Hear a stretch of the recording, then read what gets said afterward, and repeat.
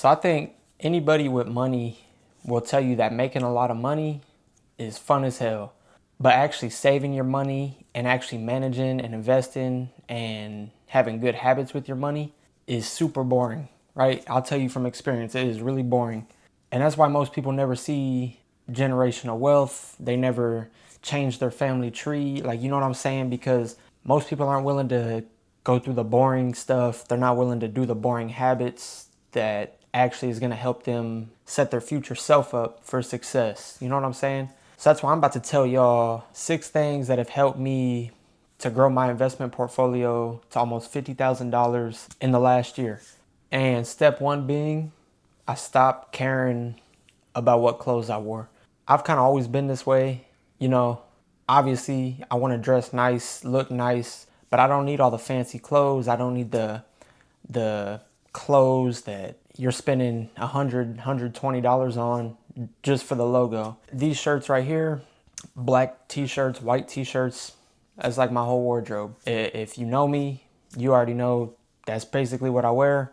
I'll throw in some polos here and there, but plain t-shirts are basically my whole wardrobe. Now, I'm not saying you got to wear black t-shirts every single day, but I'm saying you don't have to go spend $100 for a black t-shirt with a little Nike logo on it. Like there really is no difference. You're basically paying double the price, most of the time over double the price, just for the logo.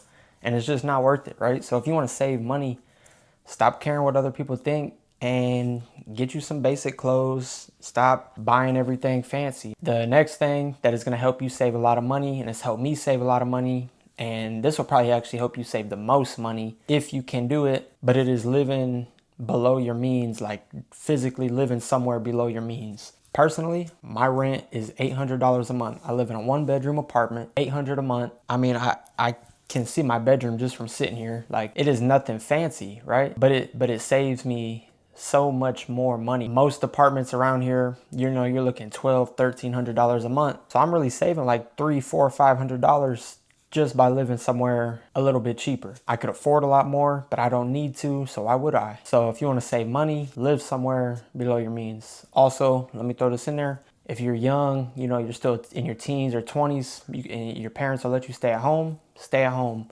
That is literally, that's a life hack, dude. Like, it's free rent, basically, right? You might want to chip in a little bit, but it's basically free. You know what I'm saying? So just physically live somewhere below your means. It is going to save you a ton of money. The next tip that helped me save a lot of money, and this might not be achievable for everybody, right? I've been very blessed with how much money I make, but it is to save 50% of every single check. So I get paid bi-weekly, and I'm able to put 50% of my check into savings and actually keep growing my investment portfolio while still being able to live really comfortably. Like I never have to worry about paying my rent next month. I never have to worry about how much gas is. I never have to worry about how much I'm about to spend at the grocery store, which I'm actually about to talk about next. But yeah, saving 50% of my income has helped me tremendously. And you might not be able to save 50%, right? But like, set a target, pick a goal. Maybe it's 20%, 30%, 10%, just pick something and just start, you know what I'm saying? Just start saving.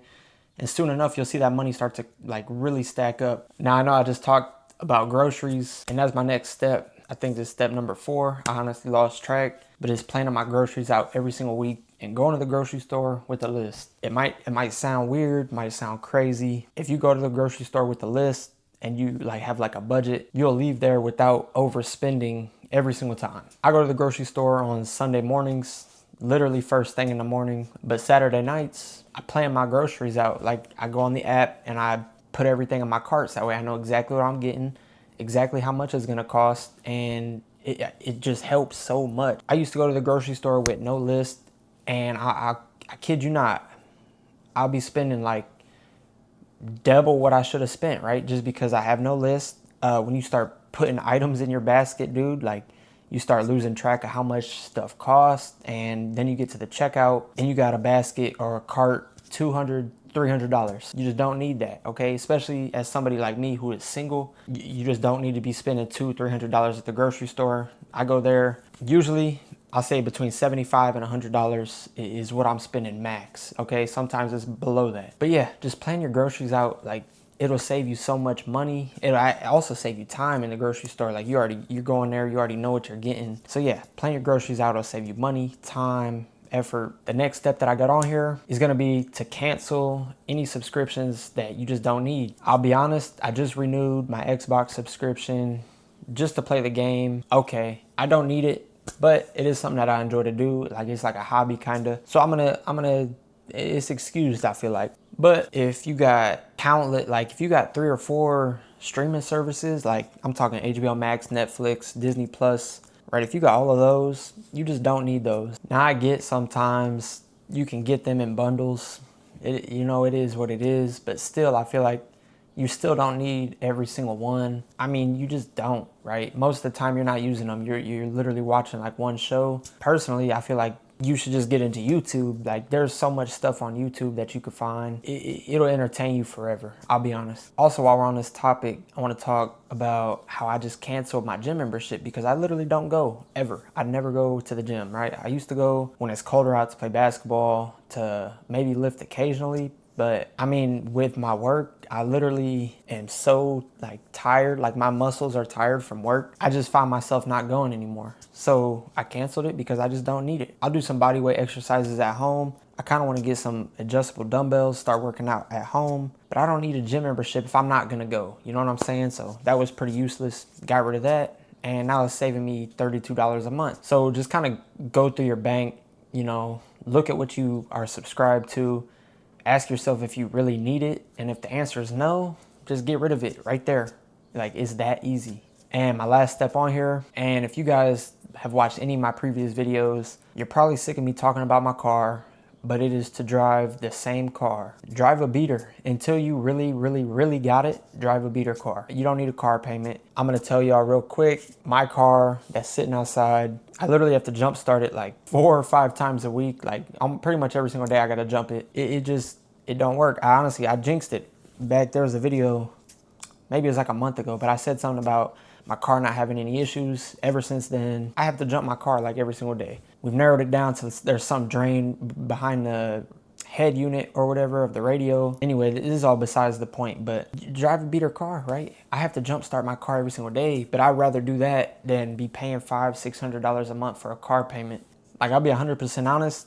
Honestly, some people are going to be impressed by what you drive, but the people that really got it, the people that really got money, that like are really building wealth, they're going to see your expensive car. And if they see like what job you have and what money you're making, they're going to know you're just like stressed out. Try not to impress anybody with your car, but try to speak with your bank account. You know what I'm saying? With your net worth. I get it. Your car is part of your net worth, but if you still owe on your car, you're in debt, and your debt, like your car isn't actually going towards your net worth at that point. It's actually making your net worth go down. Stop trying to impress people with the car and start trying to impress with your bank account and your net worth. So like I said, none of these habits that I do are fun. None of them are exciting, right? They're all boring. But like I mentioned at the beginning of the video, most people aren't willing to do stuff like this. Most people aren't willing to go through the boring phase of life. And that's why most people never actually see real wealth. They never actually become multi-millionaires.